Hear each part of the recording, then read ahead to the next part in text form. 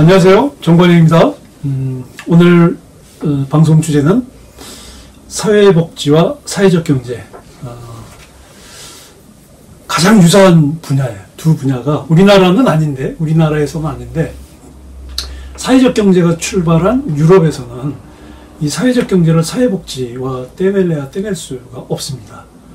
왜냐하면 1800년도에 유럽에서 사회적 경제, 그러니까 협동조합으로 사회적 경제가 출발을 하면서 이 사회적 경제 영역, 그러니까 협동조합이죠. 그때는 협동조합이 중심이 된 이 사회적 경제의 여러 가지 활동들이 나중에 그 유럽의 복지국가로 이어지는 중요한 토대가 됐습니다. 그래서 유럽에서의 사회적 경제는 사회복지의 흐름을 떼놓고 설명할 수 없어요. 그래서 사회적 경제와 복지국가가 어떻게 서로 조응하면서 왔는지를 한번 오늘 살펴보려고 합니다. 사회적 경제, 사회복지라고 하는 것은, 사회복지는, 사회적, 소셜이죠. 이 소셜과 복지, 웰페어가 합성된 말이죠. 그래서, 뭐 얘기하자면 이제 평안하게 잘 지내는 상태로 이제 설명할 수 있겠습니다. 그래서 이제 만족스러운 상태죠. 그러니까 내가 생활하는 데 있어서 큰 어려움 없이 기본적인 이제 사람이 생활하는데 기본적인 어떤 이 욕구가 충족되는 그 요소인 이제 의식주가 해결이 되고, 그리고 필요할 때 뭐 교육 서비스나 뭐 의료 서비스라든지 기타 문화 서비스도 충분히 누릴 수 있는 이제 그런 상태죠. 그래서 여기서 사회적이라고 하는 이 형용사는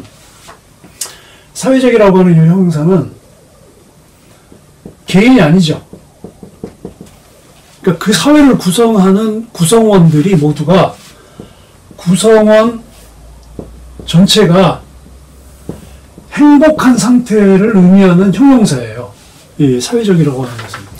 그래서 앞전 방송에서도 한번 제가 사회적인 것과 경제적인 것에 대해서 설명을 한번 해드린 적이 있죠. 그래서 이 사회적이라고 하는 것은, 여기 나와 있는 사회적이라고 하는 것은, 20세기, 그러니까 1900년도 들어서, 그 1차 세계대전이 일어나고, 이후에 이제 독일에서 바이마르 헌법이 제정되면서, 그 사회권을, 최초로 규정한 이제 법이 됐죠. 그리고 이후에 많은 자본주의 국가들이 사회보장제도를 도입하면서 이 사회권에 대한 부분들을 굉장히 중요하게 보기 시작을 했습니다. 그래서 이 사회권이라고 하는 것은 사회보장제도 또는 이제 사회복지를 통해서 국가가 합법적으로 수행하는 거거든요. 그래서 이 사회복지라고 하는 것은 사회 구성원 모두가 함께 행복한 생활을 누리는 상태라고 볼 수 있겠습니다. 그래서 이 사회복지는요, 인간의 기본적인 권리가 있죠. 기본적 권리가 있습니다. 사람이 살아가는 데 있어서 이거는 이제 헌법에서 규정을 하고 있는 거예요. 그래서 기본적인 권리는 자유권, 그 다음에 정치권, 참정권이라고 하죠. 그 다음에 그 사회권. 여기 이제 뭐 경제권도 넣기도 하고요. 그 다음에 그 청구권은 이제 직접민주주의하고 연관이 되는데, 우리나라는 이제 국민발안이라든지 국민소환제도가 없기 때문에 지방자치단체에서는 지자체단체장이나 뭐 이렇게 해서 하긴 하는데, 우리나라 국가 전체 헌법에서 규정하고 있는 이 그 직접민주주의 요소로서의 국민발안이나 국민소환은 없죠. 그래서 어쨌든 크게 보면 이제 이렇게 나눌 수 있는데, 이 중에서 이 사회권은 그 인간의 기본적인 생활, 기본적인 생존을 보장해 주는 거예요. 누가? 국가가. 그러니까 어떤 사람이 살아가는 데 있어서 자기가 충분히 기본적인 생활을 할 수 없는 조건이 되었을 때 그 기본적인 생활을 국가가 할 수 있도록 그 여러 가지 조건들을 충족시켜주는 그 국가의 의무를 나타내는 내용이 바로 이 사회권입니다. 그러니까 인간답게 살아갈 수 있는 가장 중요한 요소이긴 하죠. 그래서 우리나라에서도 이 사회권을 규정하고 있는 이 헌법이, 이 사회권 헌법이 이제 헌법 10조, 헌법 제 10조에 나와 있고요. 그리고 제 34조에 이 사회권에 대한 이 사회권에서의 가장 중요한 거는 행복 추구권이거든요. 그래서 지금 밑에 그 헌법 제10조 주문이 나가고 있죠. 모든 국민은 인간으로서의 존엄과 가치를 가지며 행복을 추구할 권리를 가진다. 국가는 개인이 가지는 불가침의 기본적 인권을 확인하고 이를 보장할 의무를 진다. 그래서 이 헌법 추구권에 대한 건데, 이 헌법 추구권은 이제 헌법 제10조, 헌법 제10조는 행복 추구권을 보장하는 내용이면서 또한 그 인간에 대한 존엄, 인간 존엄성에 대한 규정이에요. 이 두 가지를 같이 담고 있거든요. 그래서 기본권 중에 기본권이라고 할 수 있는 게 인간 존엄성이죠. 사실 이 자유권이라든지 뭐 정치권, 사회권이 인간에 대한 존엄성, 즉 인권에서 시작이 된 거거든요. 그래서 인간에 대한 존엄성은 모든 인간들이 사람들이 살아가는 사회 구성 원리에 있어서의 사회 원리를 구성하는 그 여러 가지 규칙들이 있죠. 규범, 뭐 법이 있는데 이 규범의 가장 근본적인 규범성을 나타내고 있어요. 그래서 인간의 이 존엄성이라고 하는 건 거의 천부적인 거죠. 하늘이 내려준 거잖아요. 그게 이제 인권 사상이고, 그리고 이거는 태어날 때부터 사람들이 인위적으로 만든 법이 아니라 자연권적인 어떤 기본권이에요. 그러니까 태어날 때부터 사람은 존중하다라고 하는, 그러니까 중세 이후에 그 르네상스 이후에 근대가 시작되면서 가졌던 나타나기 시작했던 그 자유사상, 이 자유사상에 기반을 하고 있거든요. 이 자유사상의 기반은 모든 개인의 존엄을 이야기하는 거거든요. 그래서 누가 어떤 사람에게 신분적으로 예속될 수 없고, 경제적으로 예속될 수 없고, 정치적으로 예속될 수 없는, 그래서 완전한 자유로운 존재로서의 개인을 나타내는 게 그 인간에 대한 존엄이죠. 그래서 이건 국적에 상관없고 종교와 상관없이 외국인이나 또는 난민 같은 무국적자를 포함해서 모든 인간을 다 인정하는 거예요. 그리고 이 행복 추구권은 이제 포괄적 기본권이라고 보통 그러거든요. 그래서 이 행복 추구권은 특히 이제 그 자유권, 그러니까 신체의 자유, 누구에게 구속받지 않는 신체의 자유, 뭐 거주 이전의 자유, 그다음에 종교의 자유, 언론의 자유, 뭐 사상의 자유, 직업 선택의 자유, 뭐 이런 여러 가지 기본적인 사람이 향유해야 되는 자유에 대한 것들을 포함하는 이 자유권과 인간의 기본적인 생존을 보장하는 이 사회권. 사회권은 이제 복지권으로 보통 이제 얘기를 하거든요. 복지권. 그래서 이 복지권을 나타내는 이 사회권적 성격을 합하는 거예요. 그래서 우리나라 헌법재판소에서도 이 행복추구권, 이 10조에 대해서는 그 굉장히 포괄적인 포괄적이고 그리고 독자적인 주권에 속하는 기본권이라고 이제 규정을 하고 있어요. 판례에 의하면. 그래서 이런 이제 기본적인 이제 사회복지가 가지고 있는 이제 기본적인 어떤 법적인 의미를 보고, 그리고 이제 권리의 차원에서 사회복지가 어떤 의미가 있느냐라는 걸 이렇게 선택해 봤는데, 그래서 이런 내용들을 기초로 해서 사회복지에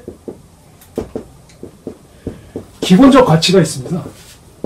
바로 사회복지의 기본적 가치가 바로 이제 이 헌법에서 규정하고 있는 이제 그 행복추구권이나 그리고 인간의 가장 이 권리인, 기본적 권리인 자유권, 정치권, 참정권, 뭐 경제권 다 포함한 것들을 나타내는 것으로서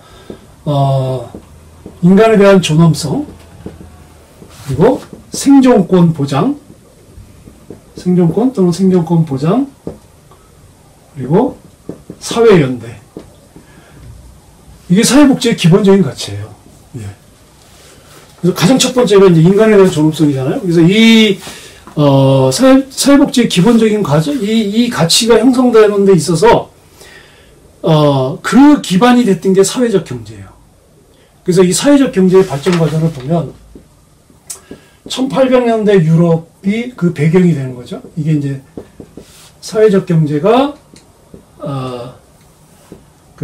등장하는 배경이 되죠. 그러니까 이 당시 뭐 다 제가, 자세하게 설명은 할 수 없는데, 1800년대는 이제 유럽 전역에 1750년, 1700년대 중반에 이제 그 영국에서 산업혁명이 시작된 것이 이제 1800년대로 넘어오면서 그 유럽 대륙, 뭐 프랑스라든지 그 네덜란드라고 하든지 뭐 이런 이제 중부 유럽의 국가들이 이제 다 산업화 과정을 겪게 되죠. 이 산업화 과정을 겪으면서 이 노동자들이 겪는 어떤 사회적 위험들, 이 사회적 위험들이 등장을 하기 시작한 거예요. 이 사회적 위험이라고 하는 건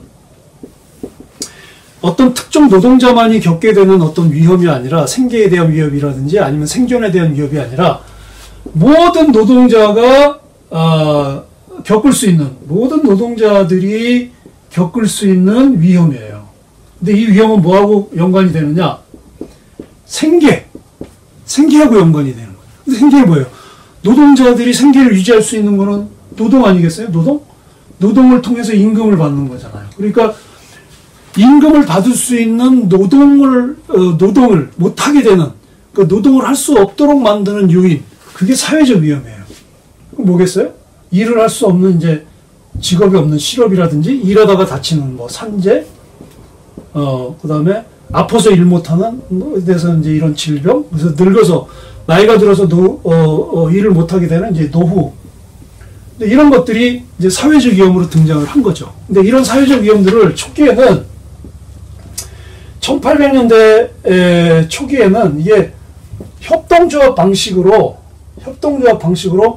노동자들이 지역에서 스스로 자조의 방식으로 해결을 했다고요. 자조, 셀프헬프. 이 자조 방식으로 해결하는 거예요. 그래서 돈이 필요한 사람에게 돈을 빌려주기 위해서 신용협동조합을 만들고, 그리고 물건을 공동구매하기 위해서 소비자 생활협동조합을 만들고, 그리고 또 뭐 필요에 따라서 이제 뭐 생산자 협동조합을 만들어서 소규모로 뭐 물건을 만들어서 판다든지 이런 여러 가지 형태의, 그리고 이제 아픈 사람 치료해주는 뭐 이제 그 의료협동조합을 만든다든지 이런 여러 형태의 이제 협동조합이 자조 방식으로 이루어지다가 이런 문제들을 이제 스스로 해결을 하는 거죠. 근데 이것이 이제 그 국가가 이 협동조합이 하던 이런 그 사회적 위험을 해결하는 방식을 국가가 최초로 국가가 받아들여서 제도화 시켰던 나라가 독일이에요.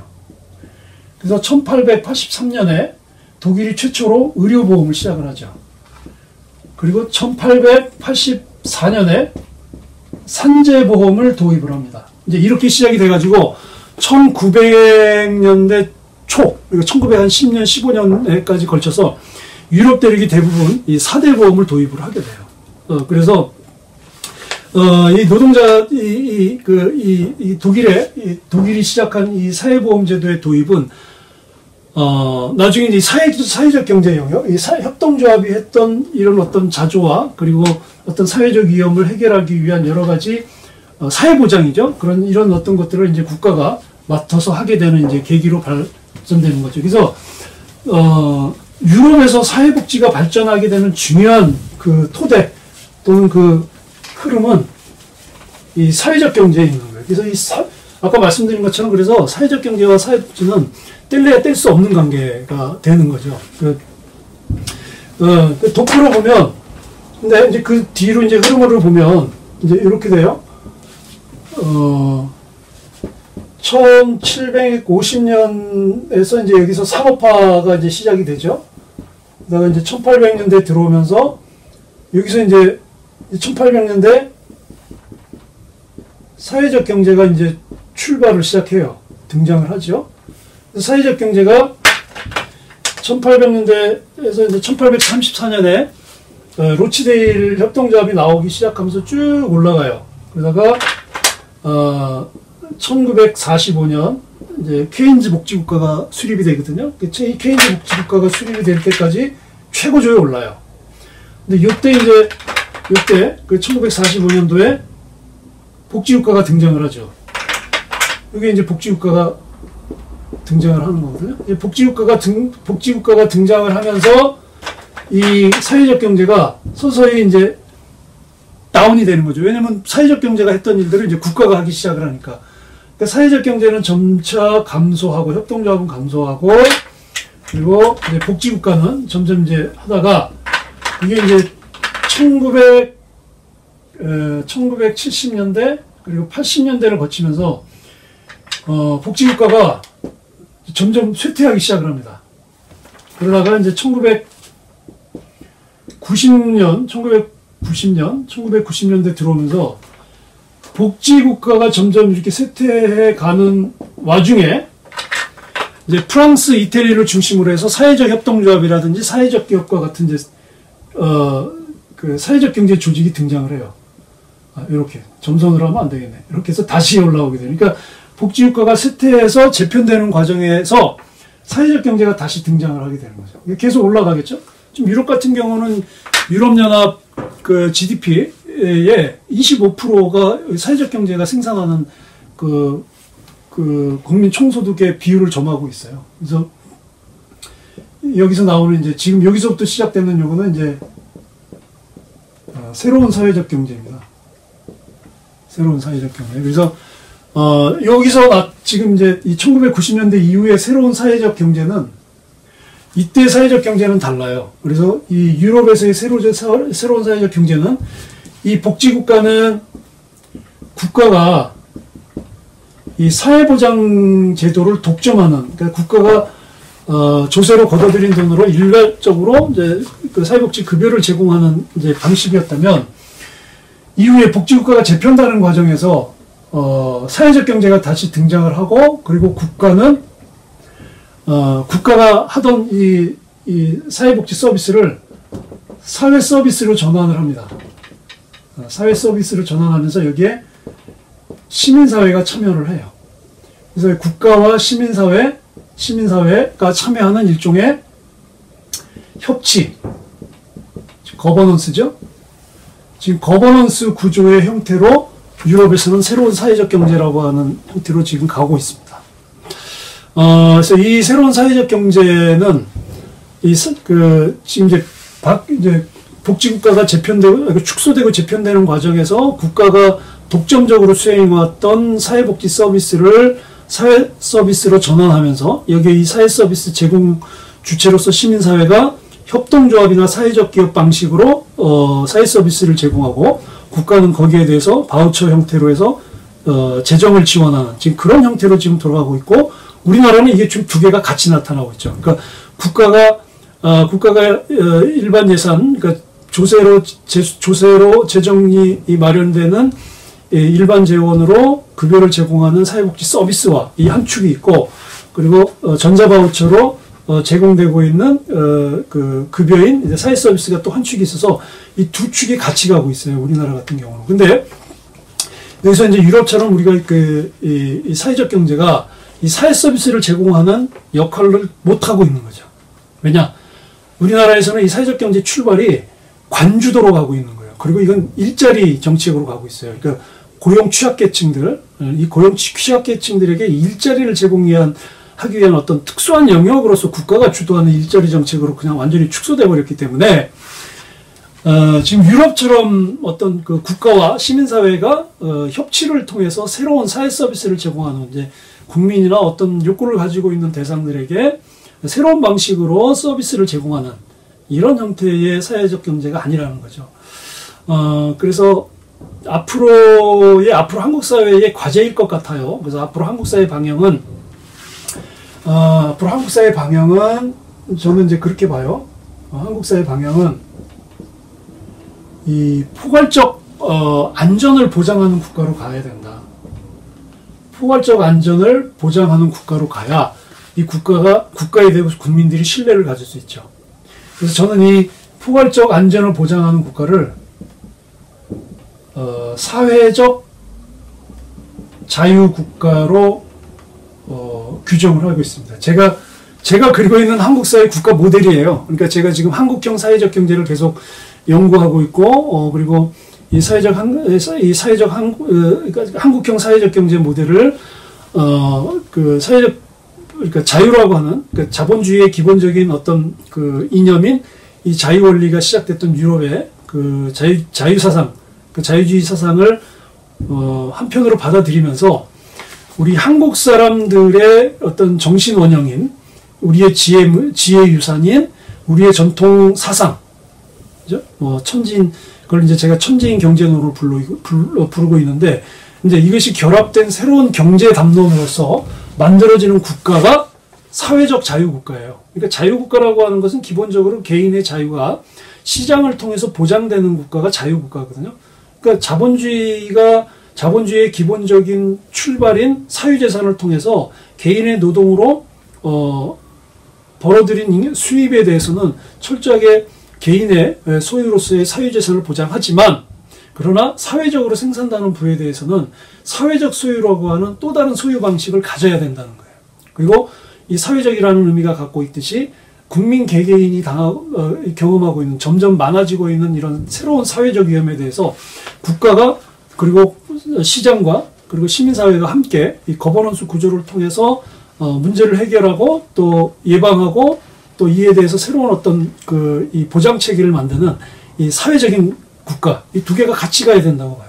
그래서 여기서 중요한 게 이제 사회적 경제의 역할이라고 보는 거죠. 그래서 한국에서의 사회적 경제는 유럽에서의 사회적 경제는 다르다. 출발도 다르고 배경도 다르고 역사적인 경험도 다르기 때문에 사회적 경제라는 용어는 가지고 가고 그 시스템은 가지고 왔지만 그래도 한국에서의 사회적 경제는 전혀 다른 모습으로 가야 된다. 그래서 이 사회적 자유국가는 그리고 이제 지금 우리가 앓고 있는 이 여러 가지 그 사회적인 혼란, 이게 지금 지나온 과거의 역사적인 어떤 과오들이에요. 이게 다 떨쳐내야 됩니다. 그래서 다양한 개혁을 통해서 개인의 자유가 보장이 되고, 그리고 공정한 시장 질서가 형성이 되고, 그리고 사회연대를 통해서 이런 다양한 사회적 위험들을 예방하고 또 해결할 수 있는, 그리고 또 한편으로는 이제 대외적으로는, 지금 우리가 이제 미국의 강한 이제 종속 국가로 되어 있는데, 이제 우리가 우리 스스로의 국가의 운명을 결정할 수 있는 자주적 주권 국가로 가야 되지 않겠느냐라고 하는 것이 제가 생각하고 있는 사회적 자유국가입니다. 이 사회적 자유국가는 앞으로 제가 이제 몇 차례에 걸쳐서 말씀을 좀 드리려고 해요. 왜냐면 제가 생각하고 있는 이 사회적 국가에 대한 모델을 아직 책은 못 썼습니다. 제가 지금 토막토막 써서 지금 3권의 책은 썼는데 아마 이게 합해지는 하나의 책이 사회적 자유국가론이 되지 않을까 싶습니다. 사회적 자유국가론. 그래서 제가 생각하고 있는 이 국가 모델, 우리에게 맞는, 이게 굉장히 다양한, 제가 이걸 짜놓은 거는 굉장히 오래됐어요.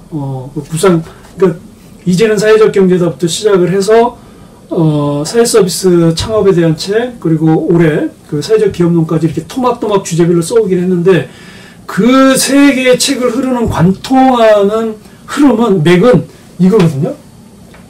사회적 자유국가론. 그래서 사회적 자유주의는 그 1800년대 19세기의 영국의 그 사상가였고 경제학자였던 이제 존 스튜어트 밀이 얘기했던 그 공리주의에 기반하고 있거든요. 그래서 그 스튜어트 밀이 공리주의자이긴 하지만 그 공리주의자의 효시인 벤담의 공리주의와는 또 달라요. 결이 달라요. 그래서 벤덤의 공리주의는 그야말로 이제 고전적 공리주의자로서의 어떤 원칙적 공리주의자였다면, 존 스튜어트 밀의 공리주의는 자기 나름대로 새롭게 방향을 만든 이 흐름이 있는데 그게 사회적 자유주의입니다. 근데 그 당시에 그 밀의 사회적 자유주의를 지금 21세기 한국에 그대로 갖고 오기는 어렵죠. 그러나 그 원리를 이 시대에 어떻게 적용할 것이냐, 이제 그걸 지금 제가 꽤 오랫동안 이제 공부하면서 연구해오고 있어요. 그래서 그 토막토막으로는 뭐 책도 쓰고 뭐 글도 발표했지만 이걸 이제 하나의 큰 경제 담론을 기반으로 해서 국가 모델의 어떤 초석을 놓는, 마치 조선시대 때 이성계가 조선을 개국하는 데 있어서 결정적인 공헌을 한 사람이 누군지 아시죠? 정도전입니다. 삼봉 정도전이에요. 삼봉 정도전이 이성계를 만나서 새로운 국가를 세우자고 이야기할 수 있었던 그 전에는 전도전이 생각하고 있던 고려의 그 낡은 모습을 보고 어떻게 새로운 국가를 만들 것인가에 대한 새로운 국가 모델이 있었거든요. 경국대전이죠. 그래서 자기가 생각하는 그 당시의 국가 모델을 만들고 있었어요. 뭐 제가 정도전은 아닙니다만은, 근데 제가 그 말씀을 드렸나 모르겠는데 2016년도에 그 가톨릭의 수련단체에서 수행할 때 제 별명이, 닉네임이 삼봉이었습니다. 정도전의 호 삼봉이었어요. 왜 삼봉으로 졌냐면 진짜 그대로 내가 새로운 국가를 건설하고 싶다고 삼봉이라고 정도전을 존경한다 그랬더니 저한테 삼봉이라는 닉네임을 붙여주더라고요. 그 삼봉이 됐는데 그때부터 제가 아마 그 전부터죠. 그러니까 2012년 그 첫 책이 나왔을 때부터니까 벌써 한 7, 8년 정도 계속 이 사회적 자유국가론에 대해서 연구하고 공부하고 있습니다. 뭐 언젠가는 실현이 되겠죠. 하늘이 기회가 준다면. 아마 유튜브를 통해서 많은 분들이 제가 이야기하고 있는, 그리고 또 제가 개인 채널로 운영하고 있는 이 정관영 채널을 통해서 많은 분들이 호응을 해주신다면, 또 그분들이 모여서 함께 지혜를 나눈다면 새로운 국가, 사회적 자유국가를 세울 수 있지 않을까 기대해 봅니다. 많은 성원 부탁드리겠습니다. 감사합니다.